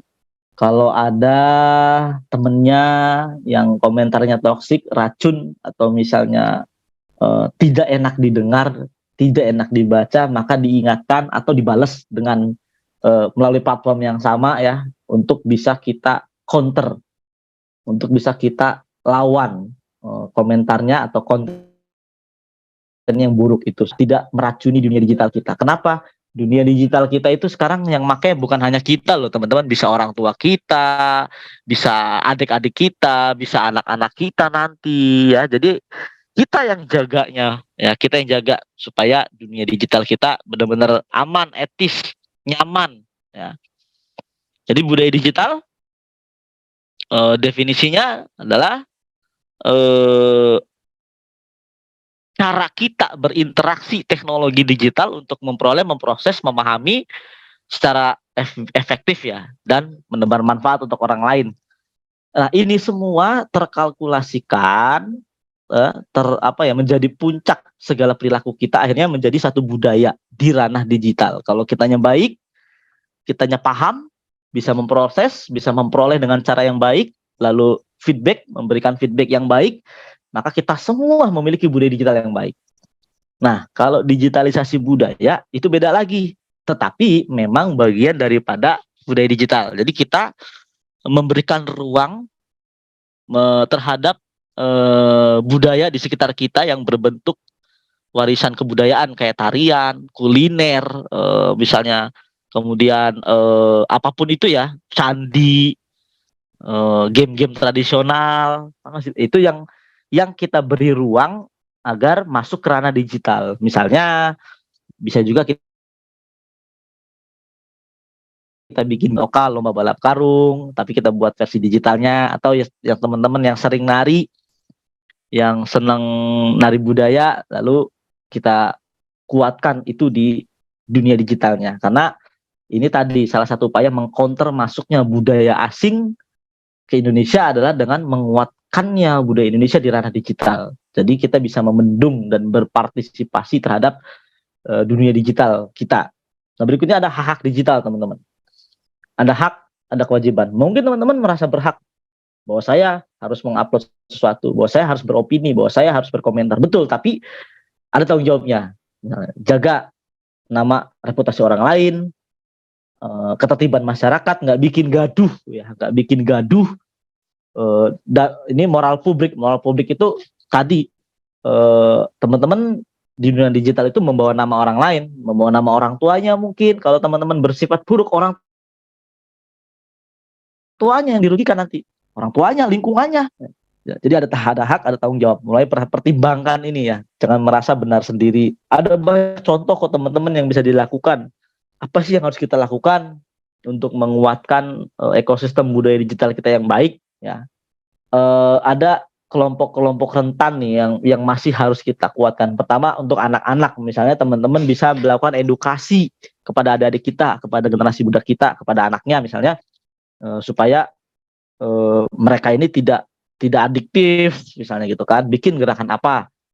Kemudian perempuan, terutama emak-emak nih yang sering jadi yang tidak memahami, biasanya kalau mereka ini beli handphone nggak taunya di handphone itu tuh emailnya semuanya udah dibikinkan sama counter ya. Karena nggak ngajarin si penjual handphone ini, nggak pernah memberi pemahaman bagaimana cara memakai handphone yang baik, bermedia sosial yang baik, sehingga kita pernah dengar ada kasus emak-emak jadi tersangka gara-gara nyebar hoax, padahal dia nggak tahu apa-apa, dia hanya ikut nyebarkan saja. Nah itu sering terjadi di lingkungan kita. Teman-teman mungkin bisa melakukan aksi-aksi yang mengedukasi sektor ini. Lansia ya, banyak di grup-grup keluarga itu misalnya yang nyebar hoax itu adalah orang-orang tua kita, orang-orang yang usianya jauh di atas kita, karena mereka generasinya beda ya. Kemudian disabilitas ya, kemudian masyarakat 3T ya, karena akses infrastruktur itu akhirnya memperlambat pemahaman mereka tentang literasi digital. Jadi PR kita masih banyak teman-teman, PR kita masih banyak, tugas kita bersama masih banyak, aksi-aksi yang mungkin bisa kita lakukan untuk supaya gerakan digital kita inklusif teman-teman. Ya, oke. Kesimpulannya adalah dunia digital adalah dunia kita saat ini, dan mungkin 5 tahun mendatang, 10 tahun mendatang bisa lebih masif dari yang kita rasakan saat ini, karena perkembangannya begitu cepat. Saat ini saja kita berkomunikasi melalui Zoom, melalui aplikasi-aplikasi lainnya, sosial media dan sebagainya. Sekarang dunia kita adalah itu. Raffi Ahmad ketika ada masalah di negara orang lain, ya waktu itu ada kasus di mana di Swiss kalau nggak salah, dia cukup menunjukkan jumlah followernya saja, masalahnya selesai. Contohnya gitu ya. Nah, oleh karenanya mari kita semua isi ya, mari kita semua isi dan jadikan ruang digital kita ini sebagai ruang yang berbudaya, tempat kita belajar, berinteraksi, tempat anak-anak kita bertumbuh kembang yang baik, sehat ya, mentalnya terjaga. Jauhi generasi muda kita dari hal-hal yang negatif melalui sehatnya dunia digital kita. Itu kalau kita lakukan, maka memang dunia digital kita menjadi tempat kita sebagai bangsa hadir dengan bermartabat. Jadi bagaimana cara menjadikan bangsa dan negara kita ini bermartabat? Bagaimana cara menghadirkan dunia digital kita ini bermartabat menjadi tempat belajar bersama? Ya dari kitanya sendiri sebagai pengguna, kita harus ambil bagian, ambil peran sesederhana mungkin, semudah mungkin, minimal tidak membuat konten atau berkomentar yang negatif. Maksimalnya teman-teman bisa bantu mengcounter konten-konten negatif itu dengan pendekatan banyak ya, bisa melalui digital skill, nanti bisa kita kuatkan kebudayaan di dunia digital, atau misalnya kita bikin banyak-banyak aksi kampanye digital ya, bikin flyer sekolah, selamat memperingati Hari Kartini, lalu kita bikin konten. Itu akan, kalau itu kita banjiri, maka dunia digital kita akan sehat, penuh dengan edukasi, penuh dengan pendidikan ya, pendidikan non formal, tapi menjadi sarana yang sangat efektif untuk mewujudkan itu. Oke, cukup dari saya, itu saja. Nanti kita lanjut diskusi dan tanya jawab. Mohon maaf bila ada kata dan kalimat yang kurang berkenan. Terima kasih, saya kembalikan ke moderator. Terima kasih Bapak Arifin atas paparannya tadi dari pilar budaya digital ya. Ngomongin soal dunia digital, kan sekarang perkembangannya udah pesat banget ya Pak ya. Gimana sih Pak langkah-langkah yang mungkin kita sebagai masyarakat bisa antisipasi supaya tidak terjadi culture shock tentang pesatnya perkembangan digital? Iya, iya, iya, iya, iya. Culture shock. Eh, yang pertama update ya. Yang pertama update. Hmm, Yang pertama update. Jadi teman-teman kalau ada informasi baru, pengetahuan baru yang berbasis skill, misalnya kita sekarang ada aplikasi baru nih gitu ya. Kita ada hmm. fitur baru nih. Nah, itu teman-teman minimal sekali mencobanya. Walaupun misalnya dibutuhkan atau tidak itu kan relatif ya nanti. Tapi update. Ya. Itu aja Oke, sih. harus selalu update dan mungkin mengikuti tren yang ada kali ya. Ya. Oke, terima kasih Pak Arifin. Jangan kemana-mana, setelah ini kita akan ketemu di sesi Q&A. Teman-teman netizen Asyik Indonesia, setelah mendengarkan paparan dari ketiga narasumber kita hari ini, pasti teman-teman punya banyak pertanyaan ya. Yang punya pertanyaan boleh tulis pertanyaannya di kolom komentar yang tersedia. Formatnya nama, ditujukan untuk siapa, dan isi pertanyaannya apa. Karena sudah banyak pertanyaan yang masuk, saya akan bacakan 3 yang paling menarik. Boleh ditampilkan kakak admin? Pertanyaan pertama dari kakak Enora Septiana untuk Pak Sahroni. Di era digital saat ini, kesadaran tentang moral dan etika dalam masyarakat makin menurun, khususnya bagi anak-anak usia sekolah. Menurut Bapak, adakah cara yang menarik agar masyarakat, khususnya anak-anak, lebih memperhatikan etika dan moral melalui media sosial? Di saat konten-konten tentang moral atau etika itu sering disepelekan, namun untuk konten-konten yang tidak sepantasnya ditonton menjadi sesuatu yang sangat menarik. Karena yang sama-sama kita ketahui, konten yang kontroversi pasti akan viral dan masuk ke dalam FYP kita. Apa pandangan Bapak terhadap hal tersebut? Silakan Pak Sahroni. Oke, baik. Pertanyaan bagus sekali ya.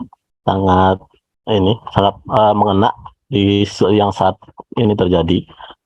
Artinya gini, pandangan kita untuk mengantisipasi hal-hal tersebut khususnya bagi anak-anak kita gitu kan, generasi muda, bahkan anak-anak gitu kan ya.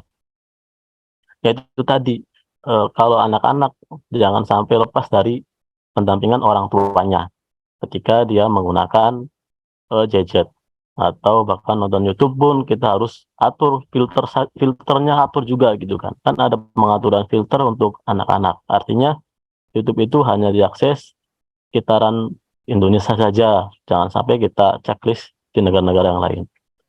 Untuk anak-anak itu kan harus ada pendampingan dari orang tua.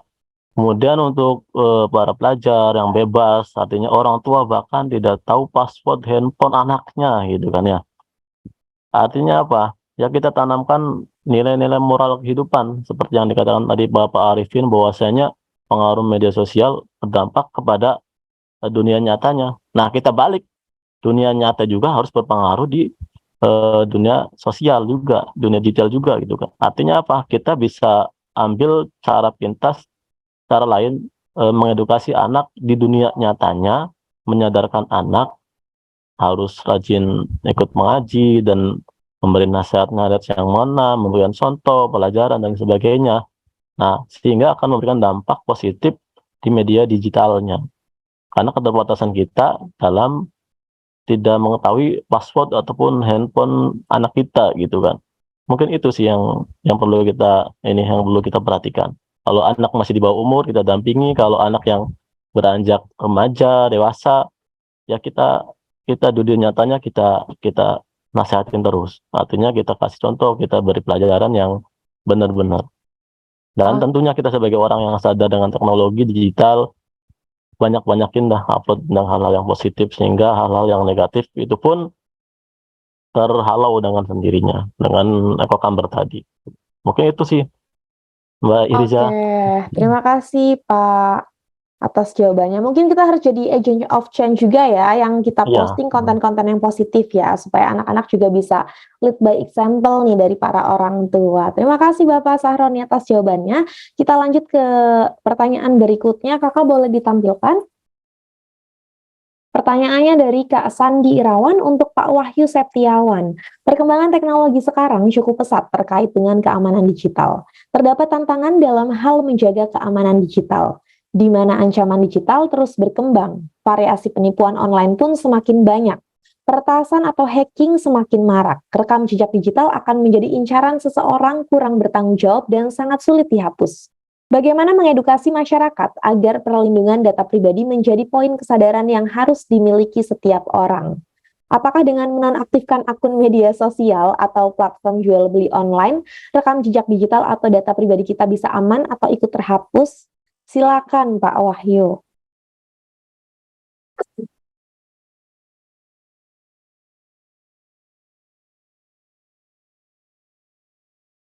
Bapak belum di-mute ya suaranya ya? Oke, sudah. Sudah jelas ya suaranya. Terima Sudah, kasih sudah. terlebih dahulu untuk Mas Sandi atas pertanyaannya. Pertanyaannya keren ya. Jadi bagaimana cara mengedukasi masyarakat terkait keamanan digital atau terkait data pribadi? Yang jelas dengan adanya teknologi kita tidak bisa dipungkiri, kita tidak bisa hindari. Yang ada itu kita harus waspada dan mencegah, ya kan? Kita tidak perlu menghapus media sosial kita. Media sosial kita tetap ada. Yang hanya ada itu kita tidak boleh asal upload, kita tidak boleh asal posting, apalagi postingannya itu berisi data pribadi. Karena postingan kita itu dilihat oleh semua orang di dunia yang terhubung di media sosial. Jejak digital ini kita tidak bisa hapus permanen, ya kan? Walaupun posisinya kita sudah hapus di akun media sosial kita, tetapi kan kita belum tahu berapa banyak orang, siapa saja yang udah mengcopy status kita. Cuma yang jelas, yang sudah ya sudah. Kalau misalkan di dalam postingan atau akun kita terdapat informasi-informasi atau status yang berisikan data pribadi, segera hapus sebelum ada orang yang mengulik lebih dalam. Hapus postingannya, bukan hapus akunnya. Mengulik lebih dalam informasi terkait data pribadi kita. Dan untuk meliterasinya, ingatkan saja kepada masyarakat atau orang-orang sekitar kita, Pak, Bu, kawan, jangan asal posting, saring terlebih dahulu sebelum di-sharing, karena jika kita asal posting, kita takutnya akan dibuat rugi sewaktu-waktu. Memang waktunya tidak pasti, tidak tahu kapan akan terjadi, cuman untuk memperkecil resiko, mari kita saring terlebih dahulu sebelum sharing itu sih. Oke, terima kasih Pak Wahyu atas jawabannya. Jadi harus saring sebelum sharing ya teman-teman ya. Dipikir ulang lagi sebelum diposting. Nggak perlu hapus akun kok. Oke, kita lanjut ke pertanyaan yang terakhir. Boleh ditampilkan kakak admin pertanyaannya. Dari kakak Nina Noviana untuk Pak Arifin. Mulai di tengah pandemi COVID-19, pengguna di ruang digital semakin tinggi karena semua hal dari berbagai bidang dilakukan secara online. Hal ini tak luput juga anak-anak yang hanya berselancar dan mungkin diperparah dengan budaya konsumtif seperti belanja pada diskon-diskon tertentu pada marketplace. Menurut Pak Arifin, bagaimana sebaiknya melakukan edukasi dan sosialisasi produktif sejak dini, walaupun dengan hal kecil agar menjadi produktif dengan memanfaatkan ruang digital yang ada, karena menanamkan pola pikir produktif cukup sulit, karena merasa semuanya sudah ada di ruang digital. Bagaimana tips dan triknya kepada masyarakat yang mungkin baru sadar baru-baru ini untuk produktif di ruang digital, dan bagaimana tantangan tersendiri dan spek yang perlu diperhatikan dari budaya konsumtif untuk menjadi produktif, mengingat sudah banyak masyarakat yang konsumtif di tengah perkembangan digitalisasi khususnya. Silakan Pak Arifin, ini pertanyaannya banyak sekali ya Kakak Nina. Boleh dijawab satu persatu. Oke, terima kasih. Menurut saya ya, karena ini sebetulnya fenomena ini terjadi di kita semua, terutama memang pada saat pandemi waktu itu ya. Jadi data juga menunjukkan ketika pandemi transaksi online di negara kita itu berlipat-lipat naiknya gitu ya. Karena tadi semua nggak ada kerjaan, gabut, akhirnya kita main beli-beli aja, kita habis baru kaget gitu kan. Oke, edukasi sosialisasi produktif sejak dini, walaupun dengan hal kecil ya, menjadi produktif dengan memanfaatkan uang digital. Yang pertama gini, kalau di sejak Halo, dini ya, kalau dari mereka, halo, Pak Arifin mungkin videonya boleh dimatikan saja Pak, suaranya terputus-putus. oke, eh, melakukan edukasi dan sosialisasi produktif sejak dini ya, biasanya kalau saya itu lebih ke praktek langsung. Jadi mengajak adik-adik kita atau anak-anak kita ini praktek langsung ya. Jadi mereka ini kadang-kadang karena ketika sudah tahu baru mau gitu praktek langsung. Misalnya coba-coba bikin desain grafis, coba-coba bikin edit video, itu mereka ketika sudah tahu ternyata caranya sesimpel ini, mereka kan ketagihan sendiri. Tapi memang harus kita kontrol. Misalnya gini, mungkin anak-anak kita itu kalau minjem handphone atau punya handphone sendiri, tanpa kita sadari mereka akan lebih cepat, mereka lebih langsung paham bagaimana cara membuka aplikasi, bagaimana menggeser layar, bagaimana men-screenshot, itu mereka paham. Nah, ketika mereka juga diajarkan cara membuat konten, misalnya konten ayah dan anak gitu ya, itu mereka akan tertarik ya, dan mereka bisa melihat diri mereka sendiri dalam konten itu, mereka juga akan senang. Itu yang sudah saya lakukan sih ya. Jadi simpelnya adalah mempraktekkan langsung ya. Produktivitas itu apa sih gitu loh. Mempraktekkan langsung. Nah, tips dan trik kepada masyarakat baru sadar baru ini kalau produktif ruang digital itu punya tantangan sendiri ya. Yang saya lakukan sih lebih ke apa nilai atau manfaat lain yang didapat bagi masyarakat terhadap kalau kita misalnya produktif. Nah, mungkin yang paling umum adalah bagaimana kita bisa menghasilkan uang dari produktivitas kita di ruang digital.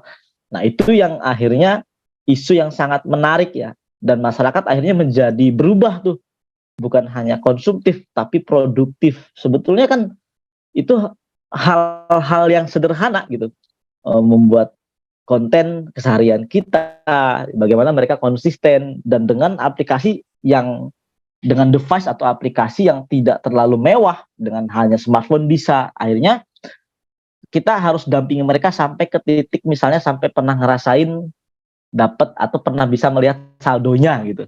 Itu mereka akan dengan sendirinya bukan hanya konsumtif tapi bisa menjadi produktif. Bahkan hal-hal konsumtif tadi bisa dijadikan inspirasi ya, untuk menjadi produk digitalnya dia gitu. Itu aja sih Kak, sharing dari saya ya. Oke, terima kasih Pak Arifin atas jawabannya. Semoga menjawab ya Kakak ya. Teman-teman, itu dia tadi jawaban dari pertanyaan-pertanyaan netizen asyik Indonesia yang telah disampaikan oleh para narasumber kita. Semoga jawabannya bisa mewakili seluruh pertanyaan peserta yang ada di sini. Karena sudah tiba juga di penghujung acara, saya ingin mengundang kembali para narasumber untuk berbagi kiat-kiat sebagai closing statement-nya dalam topik teknologi untuk mendukung proses belajar dan mengajar dari masing-masing pilar untuk netizen asyik Indonesia. Oke, yang pertama saya akan minta Bapak Sahroni, silakan Bapak satu kalimat dari pilar kecakapan digital. Oke, baik teman-teman semuanya. Yang ingin saya sampaikan di penghujung acara ini bahwasanya kita semua punya akun media sosial, kita semua punya gadget, kita semua punya apa yang kita butuhkan sekarang untuk menyebarkan informasi baik buruknya. Oleh karena itu, yuk bijak-bijaklah berkonten gitu kan. Jangan asal viral saja gitu. Jadi menaikkan skill kita ke media sosial agar orang-orang mendapatkan manfaat dari konten kita. Itu saja sih, Bu. Baik, terima kasih Pak Sahroni. Yang kedua kita dengarkan closing statement dari Pak Wahyu. Silakan Bapak satu kalimat dari pilar keamanan digital. Ya, dengan adanya teknologi, dengan adanya perkembangan teknologi, media sosial, kita tidak perlu takut terkait keamanan digital kita. Yang kita perlu dalam itu, kita harus waspada, kita harus teliti, kita harus bisa memfilter mana data pribadi dan mana yang bukan. Jadi tetap dengan punya pikiran saring sebelum sharing, seperti itu. Baik, terima kasih Pak Wahyu. Yang terakhir kita dengarkan closing statement dari Bapak Arifin. Silakan Pak, satu kalimat. Teman-teman, kita semua adalah pengguna aktif di ruang digital. Kita sendiri yang sama-sama menjaga supaya supaya kultur digital kita itu sehat ya. Jadi kita punya peran yang sama. Nggak ada istilah yang lebih jago, nggak ada istilah yang lebih hebat, tapi sama-sama ya. Karena yang ada adalah yang lebih tahu, yang lebih dulu tahu, dan yang lebih dulu mencoba. Itu aja Kak. Baik, terima kasih Pak Arifin. Terima kasih kepada para narasumber kita yang telah berbagi kiat-kiat sebagai closing statement-nya dalam topik teknologi untuk mendukung proses belajar dan mengajar. Tentunya bermanfaat ya buat netizen asyik yang sudah hadir pada siang hari ini. Untuk memperjelas, saya mau kasih resume sedikit ya dari diskusi kita siang hari ini. Kecakapan digital ini penting sekali kita ketahui, terutama bagi generasi sekarang yang hidupnya tidak pernah bisa lepas dari internet. Adanya teknologi dan internet harusnya bisa mempermudah ke aktivitas kita sehari-hari. Kita sebagai pelajar mungkin bisa memanfaatkannya untuk nggak cuma buat cari ilmu aja ya, tapi kita juga bisa memanfaatkan sebagai media belajar, juga media menyalurkan bakat atau hobi yang mungkin bisa jadi cuan juga teman-teman. Nah, tapi harus selalu ingat dalam berinteraksi di dunia digital, kita juga perlu waspada adanya kejahatan digital. Yang utama kita harus menjaga keamanan data pribadi. Hal ini bisa disalahgunakan oleh orang yang tidak bertanggung jawab apabila sampai tersebar ya teman-teman ya. Jadi harus saring sebelum sharing dan kita juga harus berpikir kritis dan tidak boleh percaya 100% pada siapapun terutama dalam dunia digital. Nah, kita semua manusia bahkan sekalipun saat berada di dunia digital. Jadi ikutilah aturan yang ada seperti dalam kehidupan nyata, pengguna internet itu berasal dari berbagai macam negara yang memiliki perbedaan bahasa, perbedaan budaya, dan adat istiadat yang harus kita hargai. Sebagai warga negara Indonesia, dalam berinteraksi di dunia digital, kita harus menerapkan nilai-nilai Pancasila. Oke, saya juga ingin mengucapkan selamat kepada 10 pemenang saldo dompet digital. Ada siapa aja Kakak Admin, boleh ditampilkan? Yang pertama ada Kakak Aisyah Nura, Kakak Sri Lestari, Kak Fajar Rizky Suwandi, Kak Nabila Safira, Kak Dea Lovina, Kak Enora Septiana, Kak Sujud Ali Mustafa, Kak Sandi Irawan, Kak Nina Noviana, dan Kak Aulia Dwi Alvenda. Selamat kalian berhak mendapatkan saldo dompet digital. Bagi para pemenang mohon mengirimkan data pribadi yang dibutuhkan kepada tim admin melalui direct message yang ada di Zoom. Itu dia cara makin cakap digital 2023 di segmen pendidikan wilayah DKI Jakarta, Banten, dan sekitarnya dengan topik teknologi untuk mendukung proses belajar dan mengajar. Sebelum acara saya tutup, saya mau remind sekali lagi untuk netizen asyik Indonesia, jangan lupa untuk mengisi link daftar hadir ya. Linknya sudah ada di kolom komentar, bisa dicek di sana teman-teman. Nanti sertifikat elektroniknya akan dikirimkan ke email masing-masing setelah acara ini selesai. Terima kasih atas partisipasi netizen asyik Indonesia serta para narasumber kita hari ini. Terima kasih Ibu EN Rohaini, Bapak Sahroni, Pak Wahyu Septiawan, dan Pak Muhammad Arifin. Semoga paparan yang diberikan bermanfaat bagi kita semua, terutama dalam literasi digital. Akhir kata, saya Hirza Zanuba pamit undur diri. Selamat siang dan sampai jumpa di acara Makin Cakap Digital 2023 berikutnya. Terima kasih semuanya.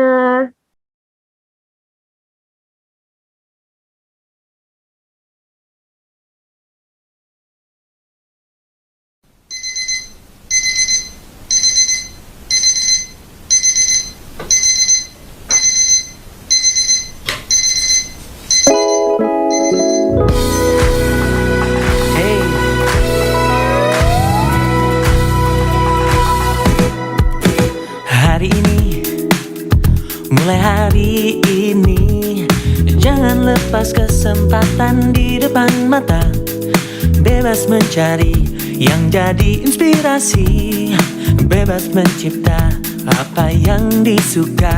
Telusuri, terus telusuri, bacakan tanda tanya dalam sanubari.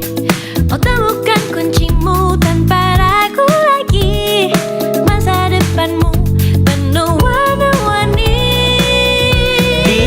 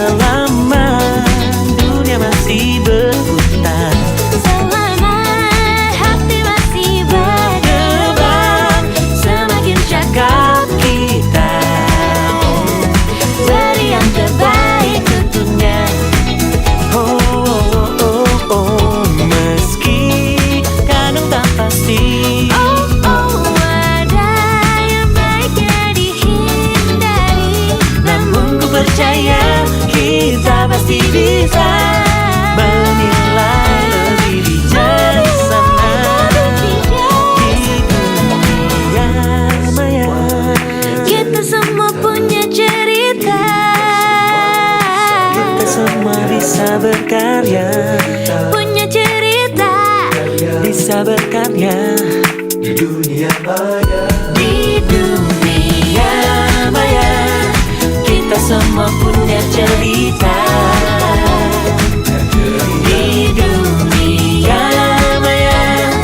Kita semua bisa berkarya. Oh, selama dunia masih berputar, selama hati masih